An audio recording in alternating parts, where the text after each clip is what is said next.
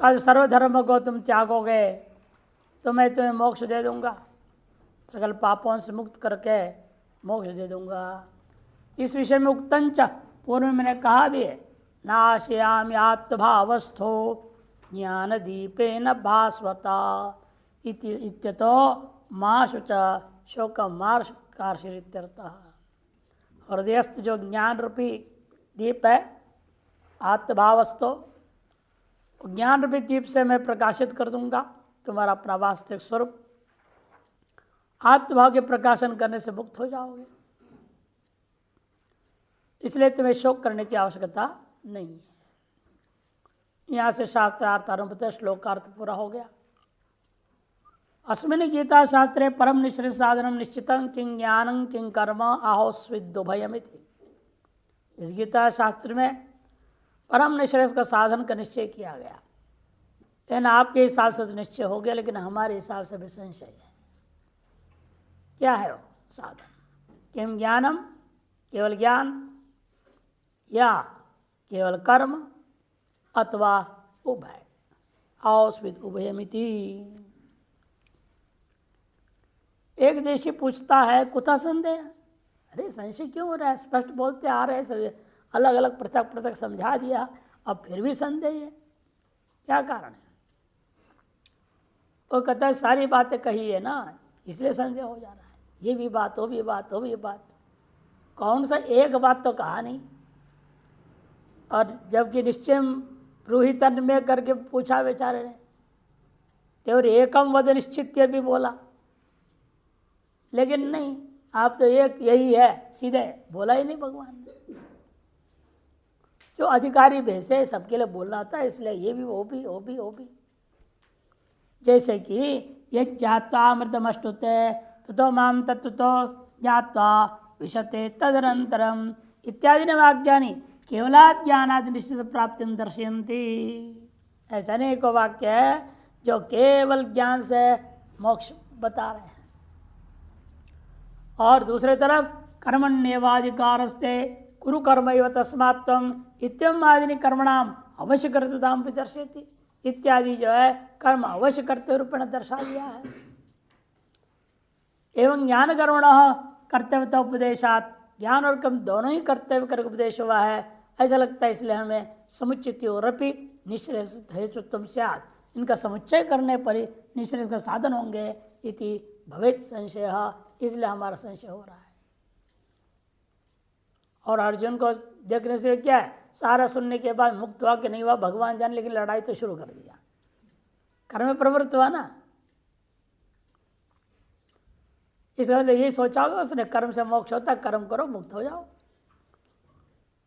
ऐसे भी लोगों को भ्रम होता है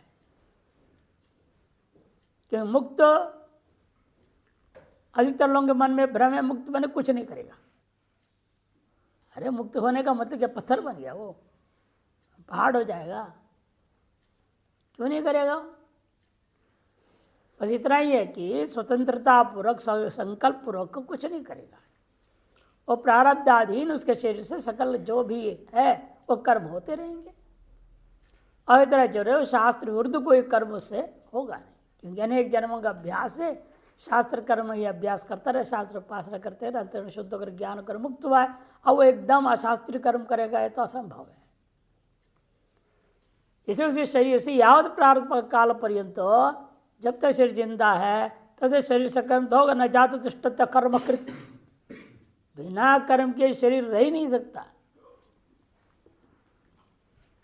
इसलिए आपको तो मानना ही पड़ेगा, जब तक जिंदा है, शरीर है, जीवन मुक्त है, तो भी कर्म तो होगा ही। और शास्त्रीय कर्म करते रहेगा, लोक संग्रहार्थ करते रहेगा। लोक संग्रह में वापी भगवान ने देखो मुझे देख लो, मैं भी करता हूँ कि नहीं कर रहा हूँ, मुझे क्या जरूरत है करने की, फिर मैं करता हूँ। नहीं तो मेरा नकल करके सब भ्रष्ट हो जाएंगे। मैं ना करूँ कोई नहीं करेगा। इसे मैं अपने गृहस्थ जान के, भगवान के अधिकतर अवतार गृहस्थ का ही है, कि सबसे ज़्यादा भ्रष्ट होता है गृहस्थी, कि वो अपनी सुख सुविधाओं के चक्कर में रहता है। सुविधा भोगी होते हैं ना ये, तो उस चक्कर में वो कई चीज़ें छोड़ सकते हैं। तपस्या कम, भोग ज़्यादा, इसलिए भगवान को गृहस्थ आश्रम के अवतार लेना पड़ा और गृहस्थ आश्रम अवतार में सारा गृहस्थ धर्म को पालन करके दिखाना पड़ा। लोक संग्रह में वापी करते हैं वो, इसीलिए जीवन मुक्त अवश्य करते रहेगा, इसमें कोई संशय नहीं है। तो उसको देखकर भी संशय होता है, लेकिन क्या कर्म से मोक्ष होता है? इसलिए कर्म किया उसने। एक देशी कहते किम पुनरत्र मीमांसा फलम, अरे इस पर विचार करके क्या फल है? अरे तुमको जो अच्छा लगे वो करो, यथेच्छसितता करो, कहा ना भगवान ने।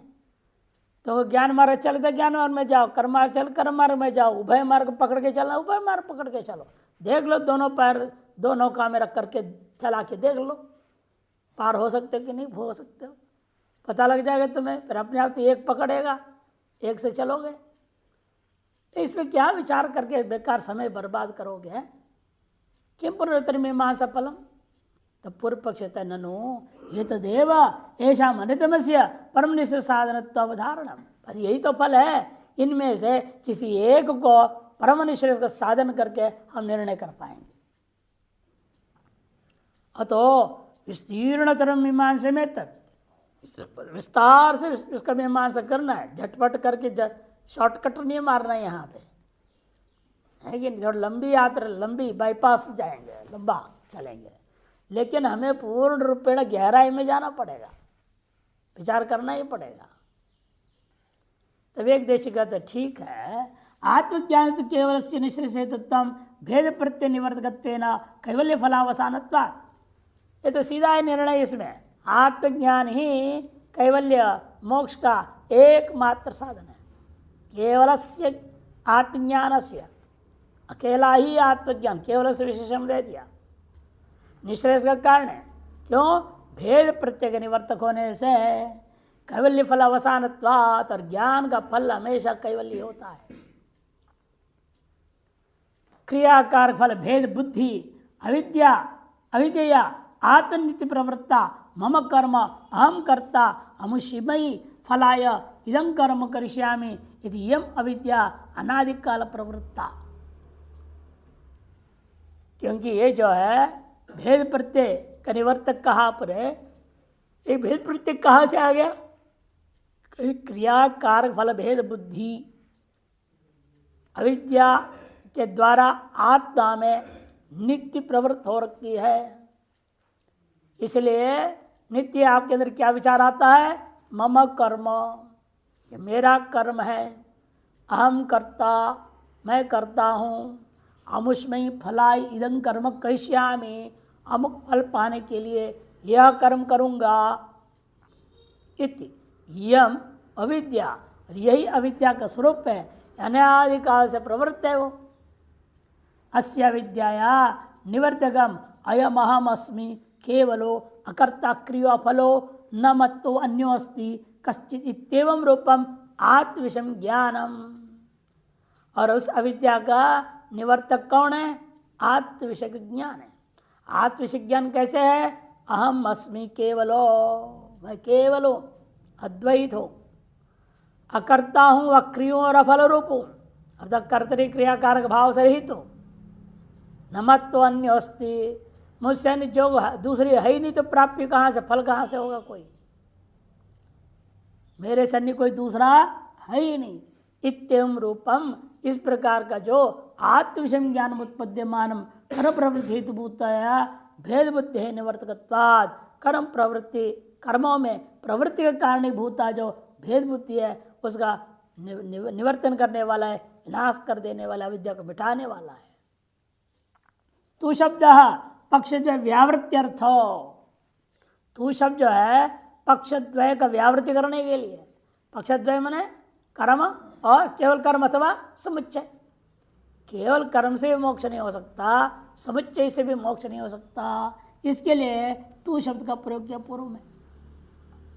तू शब्द पक्षद्वय व्यावृत्त्यर्थ न केवलेभ्य कर्मभ्य न च ज्ञान कर्मभ्याम समुचिताभ्याम निश्रेष प्राप्ति रीति पक्षद्वयम निवर्तयति। वो इसकी व्याख्या कर दे स्वयं ही। पक्षद्वय की व्यावृत्ति में कौन से पक्षद्वय? स्वयं समझ जाए। न केवलेभ्य कर्मभ्य, केवल कर्म से मोक्ष नहीं होगा। न च ज्ञान कर्मभ्याम समुचिताभ्याम निःश्रेयस प्राप्ति, ज्ञान और कर्म समुच्चय से भी निःश्रेयस प्राप्ति नहीं होती थी। पक्षद्वयम निवर्तयति, अकार्यत्वाच्च निःश्रेयसस्य कर्म साधनोत्पत्ति। और वैसे भी केवल कर्म से क्यों नहीं हो सकता, उसमें हेतु दे रहे हैं, क्योंकि जो है निःश्रेयस जो मोक्ष है अकार्य रूप होने से कर्म के द्वारा साध्य नहीं हो सकता, कर्म उसका साधन हेतु नहीं हो सकता। अकार्यत्वाच्च निःश्रेयसस्य कर्म साधनोत्पत्ति, और अकार्य रूपा भी है निःश्रेयस। क्या मोक्ष क्या है, कार्य नहीं। यदि कार्य मान लो तो गड़बड़ होगा। यद कार्यम तदनित्यम, यद कृतगम तदनित्यम, ये व्याप्ति है। इसलिए मोक्ष को कार्य कोटि में रखोगे वो अनित्य हो जाएगा। इसलिए उसका कार्य तो मान नहीं सकते हम। अकार्यत्वाच्च निःश्रेयसस्य, इसलिए कर्म साधन उत्पत्ति ही, इसे कर्म के मोक्ष के सिद्धांत हो ही नहीं सकता है। नहीं नित्य वस्तु कर्मणा ज्ञाने न वा गृह्यते, कि नित्य जो वस्तु है उसे न कर्म के द्वारा पैदा किया जा सकता है न ज्ञान के द्वारा कुछ किया जा सकता है। केवल ज्ञापप्य अनर्थकम तरी, तो पूर्व पक्ष कहते फिर केवल ज्ञान बेकार है। आपने कह दिया ज्ञाने न वा न क्रियते, फिर केवल ज्ञान भी क्या कर लेगा मोक्ष में। केवल ज्ञानोपि अनर्थकम तर्री, न सिद्धांत किसी मत कहो। अविद्या निवर्तकत्वे सति दृष्ट कैवल्य फलावसानत्वात्, अविद्या का निवर्तक होते हुए दृष्टि जो अनुभूति स्वरूप कैवल्यात्मक फल में ही उसका अवसान हो जाने के कारण, अविद्या तमो निवर्तक से ज्ञान से दृष्टम कैवल्य फलावसानत्वम, अंतिम भाग को पहले व्याख्या कर रहे हैं। अविद्या रूपी अंधकार है, अविद्या तमो, अविद्या रूपी अंधकार का निवर्तक या ज्ञान रूपी दीपक दृष्ट कैवल्य फलावसानत्व। जैसे बाह्य दीपक आप जलाते हो उससे क्या होता है, कमरे का अंधकार दूर हो जाता है। उसको किसी पूछना पड़ेगा क्या अंधकार दूर हुआ कि नहीं, वो बताओ भाई मैंने दीपक तो जला दिया, किसे पूछने की जरूरत नहीं, वो तो दृष्ट है, सर्वानुभव सिद्ध है, प्रकाश लाओ अंधकार दूर। इस तरह से आत्मज्ञान जैसे आपके हृदय में उत्पन्न हो जाएगा, सम्यक प्रकार से अनुभूति में आ जाएगा, उस क्षण या विद्यारूपी अंधकार नष्ट हो जाएगा। यह अनुभव सिद्ध वस्तु है, दृष्ट फल है। ये दृष्टाम कैवल्य फलावसानत्वमिति। रज्ज्वादि विषय सर्पादि अज्ञानतमो निवर्तक प्रदीप प्रकाशवत्, वही दृष्टांत दिया। रज्ज्वादि विषय में सर्पादि का जो अज्ञान हुआ था उस अंधकार का निवर्तक प्रदीप प्रकाश के समान। विनिवृत्त सर्पादि विकल्प रज्जु कैवल्य अवसानम है प्रकाश फलम। विनिवृत्त सर्पादि विकल्पों से रहित होकर के रज्जु मात्र का जो अनुभूति हो जाना, यही उस समय प्रकाश का फल होता है। जैसे वैसे यहाँ पर भी समझो। दृष्टार्थानांच छिदिक्रिया अग्नि मंथनादीनां व्यापृत कर्तरादि कारकाणां द्वैधी भाव अग्नि दर्शनादि फलाद अन्य फले कर्मांतरे व व्यापार अनुपत्ति ही यथा तथा। दृष्ट फलक जैसे छिदी क्रिया है, अग्नि मंथन है इत्यादि है। व्यापृत जो उसमें कर्ता कारक आदि हैं, वे सब के द्वारा अंत में क्या अनुभव में आएगा, छिदी क्रिया का द्वैधी भाव पर फल। अग्नि मंथन का मरण अरणी में मंथन करने का, अग्नि को उत्पत्ति और दर्शन आदि फलाद, उससे अन्य कोई फल या कर्मांतर की वहाँ प्रवृत्ति की अपेक्षा नहीं रहती है। अन्य फले कर्मांतर व प्रवृत्ति अनुपन्ना इति न ज्ञानिष्ठा कर्म से तो है। इसे ज्ञान निष्ठा के लिए कर्म के सहयोग की अपेक्षा नहीं है। नहीं राज्य प्राप्ति फले कर्मणि व्यापृत से क्षेत्र प्राप्ति फले व्यापार उपपत्ति तद विषम च अर्थित्व। जैसे राज्य की प्राप्ति का फल में जो व्यक्ति अपने कर्म में लगा हुआ है, हाँ नेतागिरी में लगा हुआ है, राजा बनना चाह रहा है, मंत्री बनना चाह रहा है, कुछ बनना चाहता है, वो व्यक्ति का खेती रूपी प्राप्ति का फल में ही प्रवृत्त होएगा। उसको तो गौण हो तो है ही नहीं, उसके प्रति इच्छा ही नहीं होगी उसके अंदर। व्यापृत क्षेत्र प्राप्ति फले व्यापार नहीं उपपत्ति, तद विषय चर्तित्व अपनी नहीं उपपत्ति, तद विषय का अर्थित्व भी उसमें उपपन्न नहीं होगा। एक लक्ष्य को लेकर चला वो चलते रहेगा उसी की ओर, होवे ना होवे लगा रहेगा ना। ये बात है कर्म सापेक्षा। इसलिए तस्मात् न कर्मणो अस्ति निश्रेयस साधनतम, जब कर्म का किसी साक्षात या ज्ञान के समुच्चय करके भी परंपरा हो सकता है, इन ज्ञान के समुच्चय करके कभी निश्रेयस को साधन नहीं हो सकता। न च ज्ञान कर्मण हो समुचित और न विज्ञान से कैवल्य फल से कर्म साही अपेक्षा विद्या निवर्तकत्वेन विरोधात्। तस्मात् से कर्मणो न अस्ति निश्चय साधनत्व, इसे कर्म निश्चय साधन नहीं है। अतएव हमारा कहना है कि ज्ञान और कर्म का समुच्चय मानना, ना भी न ज्ञान कर्म समुचित हो, ना भी ज्ञान से कैवल्य फल से कर्म सहाय अपेक्षा, कैवल्य फल प्रदायक ज्ञान को कर्म की सहायता की भी अपेक्षा नहीं है। अविद्या निवर्तकत्वेन, क्योंकि अविद्या का निवर्तक होने से विरोध है, और कर्म के लिए क्या चाहिए? अविद्या चाहिए।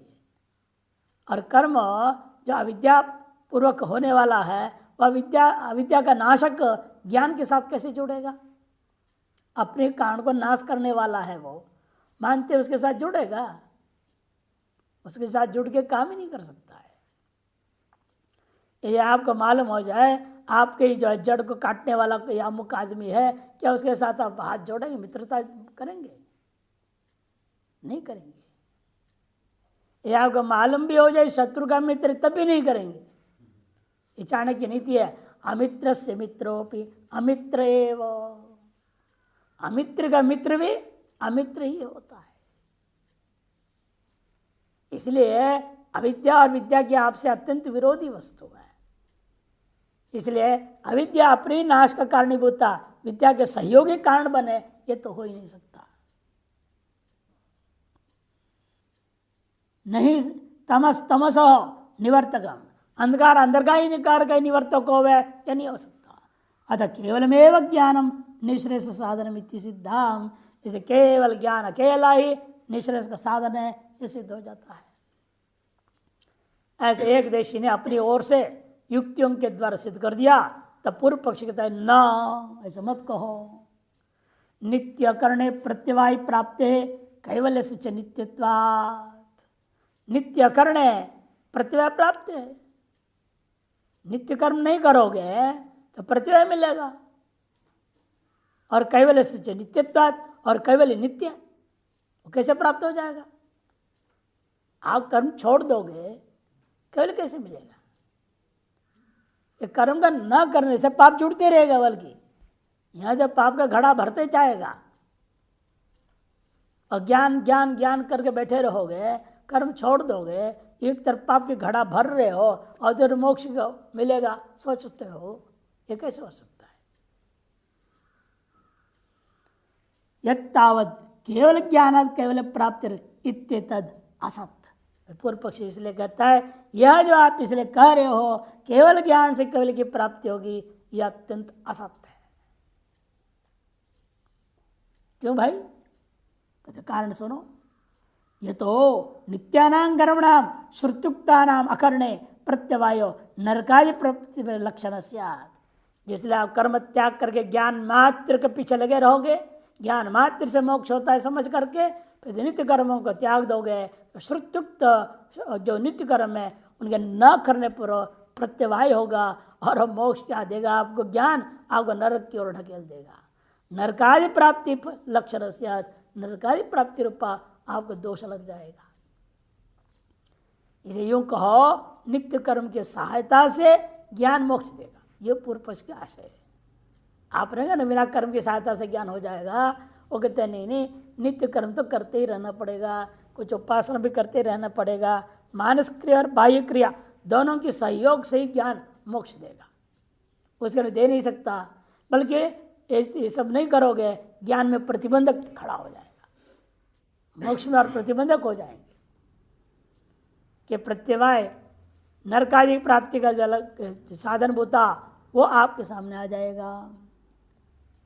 तब एक देश कहे न एवंतरी कर्मभ्यो मोक्षो नास्ति यदि अनिर्मोक्ष।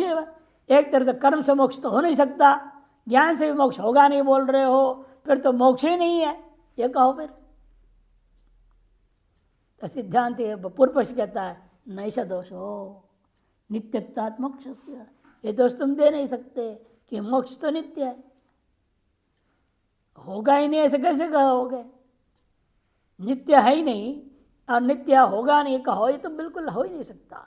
नित्य है तो जरूर आपको मिलेगा, और कैसे मिलेगा? अब यही तो विचार कर रहे हैं हम। केवल कर्म से नहीं होगा, केवल ज्ञान से नहीं होगा, कर्म विशिष्ट ज्ञान से कहो, उसमें भी कह रहे हो तुम कर्म जहाँ जुड़ गया वह अनित्यत्व आ जाएगा, नित्य मोक्ष नहीं मिलेगा तुम कहते हो। इसलिए हम विचार कर ही रहे हैं। नित्यानां कर्मणाम अनुष्ठानात् प्रत्यवाय से अप्राप्ति। देखो प्रक्रिया बता रहा है कैसे कर्म ज्ञान को मदद करता है मोक्ष दिलाने में, वो सुनो।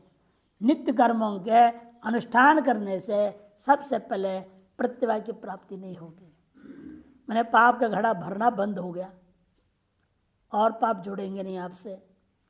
दूसरी बात प्रतिषिद्ध से अकरणाद अनिष्ट शरीरादि अनुपत्ति, और प्रतिशत कर्मों को नहीं करोगे तो अनिष्ट शरीरादि की प्राप्ति पुनर्जन्म होगा नहीं। काम्यानांच वर्जनाद इष्ट शरीर अनुपत्ति, और काम कर्म भी नहीं करोगे आप तो विभिन्न लोगों के में जाकर के जो इष्ट शरीर की प्राप्ति है वो भी नहीं होगी। प्रतिषिद्ध करोगे अनिष्ट शरीर मिलता, काम्य करोगे इष्ट शरीर मिलेगा, और प्रत्यवाय कर लग जाए नित्य को त्याग देने पे नरक जाना पड़ेगा। ये तीनों से बचो, इससे भिन्न कर्मों को करो जिससे आपको ज्ञान को सहयोग देकर मोक्ष दे देगा। कई बार होता है ट्रेन जो है चलता है एकदम ऊंचाई में जाना पड़ जाता है, कई बार तो क्या करना पड़ता है, पीछे दो इंजन और जोड़ना पड़ जाता है, कभी बीच में और अंत में एक 3 इंजन लगा देते तब जाता है। शुरू में ऐसे तब बेंगलोर में जब जाते ऊंचा है उधर से 2 इंजन चढ़ाना पड़ता है और फिर धीरे धीरे उसको ऊंचाई से लेके रखा। अभी कई जगह ट्रेन इतनी लंबी है, भारत के ट्रेन तो 25 डिब्बा 30 डिब्बा ऐसे होते, विदेशों में नहीं 7-8 डिब्बे से ज़्यादा नहीं होता है, इसे स्पीड भी बहुत होता है। अब 25 डिब्बे कैसे खींचे, इतने 1000 आदमी अंदर बैठे हुए, एक 100 किलो का हो और उनके साथ 200 किलो का माल भी ले जाते साथ में। तो वैसे ये भी हमारी जो है अनेक जन्मों की ट्रेन गाड़ी है, ये तो एक इंजन से चलता नहीं, केवल ज्ञान से मोक्ष नहीं भी दिला पाएगा। पूर्व पक्ष करते इसलिए कर्म रूपी दूसरा इंजन जोड़ो इसमें, और कौन से कर्म जोड़ना ये सोच समझ के करना है। वही समझा रहा है, आप नित्य कर्मों को कीजिएगा, प्रत्यवाय नहीं लगेगा, प्रसिद्ध कर्मों को नहीं कीजिएगा, अनिष्ट शरीर प्राप्ति नहीं होगी, काम्य कर्मों को भी त्याग दीजिएगा, इष्ट शरीर की प्राप्ति नहीं होगी। वर्तमान शरीर आरंभ से कर्मण फलोपभोग क्षय पतिते अस्मिन् शरीरे देशांतर उत्पत्तो च कारणाभावात् आत्मनो रागादिनांच अकरणात् स्वरूप अवस्थानमेव कैवल्यमिति अयत्न सिद्धम कैवल्यम। पूर्व पक्षी कहता है बिना ज़्यादा झंझट किए एक ज्ञान के चक्कर में पड़े हुए ना जब बैठे बैठे रहो, निध्यासन करो, मनन करो, कुछ जरूरत नहीं है, सीधे सीधे मोक्ष हो जाएगा आपको। कर्म से सीधा मोक्ष मान लो, ज्ञान की कोई जरूरत ही नहीं। कैसे होगा वो वही बता दिया। वर्तमान शरीर का आरंभक जो कर्म है वो फल भोग करके क्षय हो जाएगा। पतितेस्मिन् शरीरे, शरीर के मरने के बाद देहांतर उत्पत्ति के लिए कारण सामग्री नहीं रह गया। अतः आत्मनो रागादिनंच करणात्, आज अपने से आपने रागादि पूरे जन्म पर्यंत नहीं किया है तो शरीर तो क्या हो जाएगा तब स्वरूप अवस्थान एव कैवल्यम, स्वरूप अवस्थान रूपा जो कैवल्य है वो आयत्न सिद्ध हो जाएगा आपका कैवल्यमिति। तो सिद्धांत एक देशी कहता है तुमने इतना आसानी से बोल दिया कर्म के घड़ा खत्म हो जाएगा, खाली हो जाएगा भोग करके, ये होने वाला नहीं है। प्रारब्ध कर्म भले नष्ट हो जाएगा, लेकिन संचित कर्म कितना है किसको मालूम। वो जन्म नहीं देंगे, इसमें क्या प्रमाण है तुम्हारे पास। वही पूर्व पक्षी क्या सिद्धांत एक देशी अतिक्रांत अनेक जन्मांतर कृतस्य स्वर्ग नरकादि प्राप्ति फल से अनारब्ध कार्यस्य उपभोग अनुपपत्ति है क्षयाभाव चेत। पूर्व पक्ष होता है नो।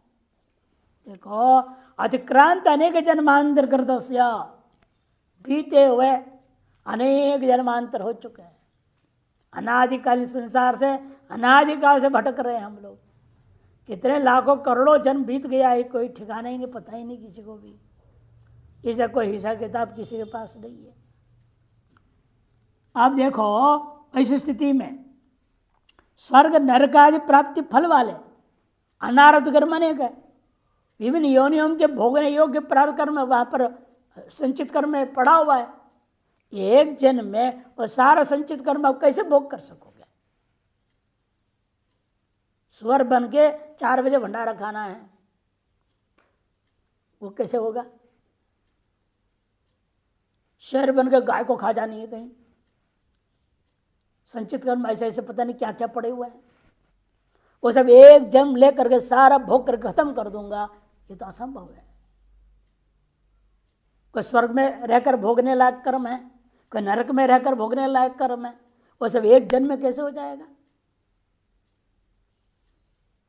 इस एक देशी का कहना है अतिक्रांत अनेक जन्मांतर कृत स्वर्ग के योग्य नरक के योग्य आदि आदि इवन योनियों की योग्य प्राप्ति फल से प्राप्ति है फल जिसका ऐसे अनारब्ध कार्य से उपभोग अनुपपत्ति है, जिन अभी तक कार्य को आरंभ ही नहीं किया, ऐसे जो संचित कर्म है उनका फलोपभोग पूर्वक नाश होना ये अनुपपन्न है। क्षयाभाव, ऐसे उनका क्षय होगा ही नहीं, वो बने रहेंगे, कोई न कोई जन्म मिलते ही रहेगा। यदि चन्ना नित्य कर्म अनुष्ठान आयास दुखोपभोग तत्फल भोगत्व है। पूर्व पक्षी कहता है नित्य कर्म का अनुष्ठान में जो आयास है, उस आयास से जो अंदर दुख होता है, क्लेश होता है, कष्ट होता है, ये जो उपभोग है वही संचित कर्मों का उसी से नाश हो जाएगा। कि बिना फल अपेक्षा के नित्य कर्म कर रहे हैं ना। आज सवेरे सवेरे देखो ठंडी है, सवेरे उठना पड़ेगा, नहाना धोना पड़ेगा, संध्या करनी पड़ेगी है। संध्या में आजकल स्वेटर पहन के संध्या कर देते हैं लड़के। नहीं, ऐसा नहीं हो सकता। सीला हुआ कोई कपड़ा पहन नहीं सकते संध्या वंदन करके, पूजा करने के लिए। ठंडी में तो बड़ी तपस्या हो जाएगी, इसलिए धोती पहनो, धोती ओढ़ो, ये विशुद्ध ऊन के आप शॉल ओढ़ सकते हो, तो उसी में गाती बांध लो, लेकिन सिले हुए जुड़े हुए कपड़े नहीं पहन सकते। तपस्या है या नहीं उसमें, ऐसे बैठ के संध्या करनी है। गायत्री का जाप करेगा कम 11 माला, और 1 घंटे का कार्यक्रम रहता है तो 1 घंटे उसको ठंड सहन करना पड़ता है। वो जो तप हो रहा है वो संचित कर्म जो फल नहीं दे रहे थे, वो फल देने से पहले वो इस तप के बल पर नष्ट हो जाएंगे। नित्य कर्मानुष्ठान में भी नित्य होम भी करेगा, और बरसात के दिनों में होम में बड़ा मुश्किल होता है, गीली गीली लकड़ी मिलती है और उसे धुआं ही धुआं धुआं ही धुआं हो जाता है, और उसे बैठ के स्वाहा स्वाहा करना पड़ेगा, छोड़ नहीं सकते एक भी दिन। अच्छा, नित्य कर्मों में चाहे संध्या हो या नित्य होम हो इत्यादियों में काय क्लेश आदि जरूर होता ही है। उसी के द्वारा वो जो संचित कर्म है, जो अनारब्ध फल वाले हैं, वे भी नष्ट हो जाएंगे। ये पूर्व पक्षी समाधान दे रहा है। अथवा प्रायश्चित वद्वा पूर्वोपाद्रुत क्षयार्थत्वात् नित्य कर्मणाम, अतः जैसे प्रायश्चित होता है उसी प्रकार से नित्य कर्म का फल यही है, पूर्वोपात सकल दुर्तों का क्षय करना। नित्य कर्म का फल मान लो, नित्य कर्म का फल क्या है? संचित कर्म जितने भी पाप पुण्य है उस सबको नष्ट करना ही नित्य कर्म का फल। उसी प्रकार जैसे प्रायश्चित कर्म करने के लिए कहा गया है वेदों में, अमुक पाप हो गया तो प्रायश्चित कर दो, अमुक पाप हो गया तो प्रायश्चित कर को विधान किया गया है। उन शास्त्रों को जमच करके जैसे आप हुए पापों को धो लेते हो, उसी प्रकार से अनेक जन्मों से किए पापों को भी यहाँ नित्य कर्म करने से धुल जाएंगे सब। तो अनायास आपको केवल की ओर आगे बढ़ोगे कि नहीं बढ़ोगे, ये पूर्व पक्ष कहना है। आरब्धानंच उपभोग करना, ये संचित किस प्रकार से नष्ट हो गया और प्रारब्ध तो भोग से नष्ट हो जाएगा। क्षीणत्वाद अपूर्वाणांच कर्मणाम अनारंभ है अयत्न सिद्धम कैवल्यम, इसलिए अपूर्व कर्मों का अनारंभ होने पर माने वो कुछ भी आरंभ न कर रहे हैं तो अयत्न ही सिद्ध हो जाएगा कैवल्य। यदि चैन न तो वेग देशी कहता है ये कैसे तुम बात करते पेड़े नहीं हो, तमे विदित्वाति मृत्युमेति नान्य पंथा विदिते यन्नाय। जैसे भी कर्मों को कर लो, कर्म से मोक्ष तो कहीं कहा नहीं गया। श्रुतियां तो साफ कहते हैं केवल तमेव विदित्वा, उस आत्मा को सम्यक प्रकार से अनुभव करके ही मोक्ष होता है। नान्य पंथा, अन्य कोई मार्ग नहीं है मोक्ष के लिए, ये कहा गया है। इति विद्याया अन्य पंथा मोक्षाय न विद्यते, विद्याशाला कोई दूसरा मार्ग मोक्ष के लिए है ही नहीं, इति श्रुत है। चर्मबद्ध आकाश वेष्टन असंभवद्ध अविदुष मोक्ष असंभव श्रुत है।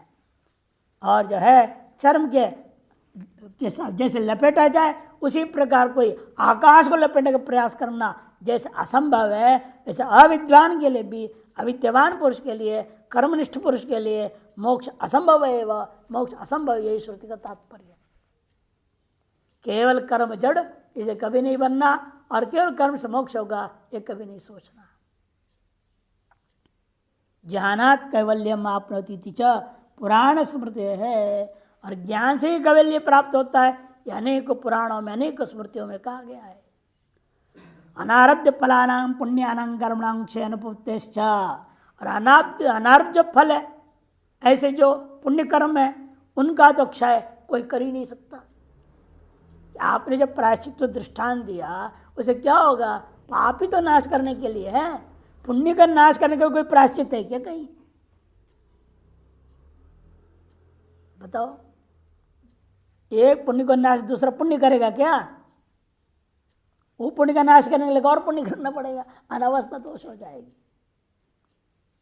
पापों को नाश करने के लिए प्रायश्चित में पुण्यात्मक कर्म करोगे, वो पाप को नष्ट कर देगा, ये तो समझ में आता है। लेकिन पाप का नाश पाप से करो, पुण्य का नाश पुण्य से करो, ये तो हो ही नहीं सकता है। कीचड़ से धो, अरे कीचड़ को कीचड़ कैसे धोएंगे, असंभव है। इसीलिए ये कल्पना उसी प्रकार की, जैसे कोई समझे, जैसे मैं चमड़े को लपेट कर रख लेता हूँ, बगल में दबा लेता हूँ, आकाश को लपेट कर दबा लूंगा, ऐसे कोई मूर्ख सोच है, वैसे है मूर्खतापूर्ण सोच है जो कर्म करके नित्य कर्मों के द्वारा संचित कर्म सबको नष्ट कर दोगे पुण्य पापों का कहना बिल्कुल गलत है, क्योंकि पुण्य कर्म का नाश कोई कर्म नहीं कर सकता, वो तो भोगना ही पड़ जाएगा। यथा पूर्वोपात्तानां दुरितानां अनारब्ध फलानां संभवः तथा पुण्यानाम अपि अनारब्ध फलानां स्यात् संभवः।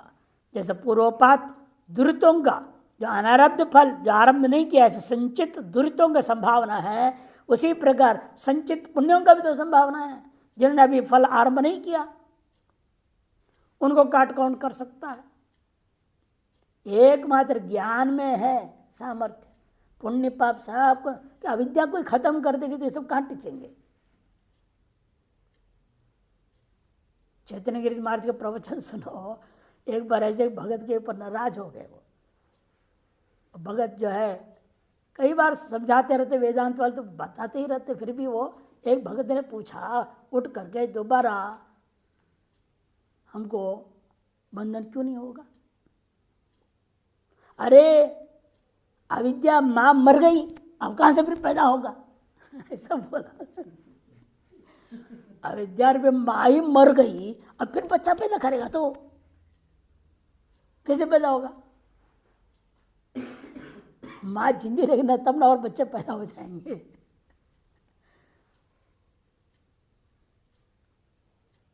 ऐसी भाषा से उसको समझाना पड़ा, डांट करके। अरे माया नष्ट हो गई, अविद्या नष्ट हो गई विद्या से, फिर कहां से दोबारा आएगी वो? फिर दोबारा बंधन में डाल देगी। इसलिए अविद्या ज्ञान में, ज्ञान पुण्य नष्ट नहीं करता, पाप नष्ट नहीं करता, इन सब का कारण अविद्या को ही खत्म कर देता है। अविद्या में ये सारी चीजें हैं, वही खत्म हो गई तो सब कहां से टिकेंगे? कोई नहीं रहेगा, ना कोई फल देगा। ये सिद्धांत उसी की ओर ले जाने के लिए बात कह रहा है। तेषांच देहांतरम अकृत्व क्षयनुपपत्तौ, वो जो पुण्य शेष है वे देहांतर को पैदा किए बिना उनका क्षय होना अनुपपन्न है। अतः मोक्ष अनुपपत्ति स्यात्, जब तक एक भी पुण्य बना रहेगा तो मोक्ष तो आपको प्राप्त हो ही नहीं सकता। जितने भी प्रायश्चित कर लो, जितने भी नित्य नैमित्य कर्म करते रहो, तो भी पुण्य रहेंगे तो वो मोक्ष नहीं होगा।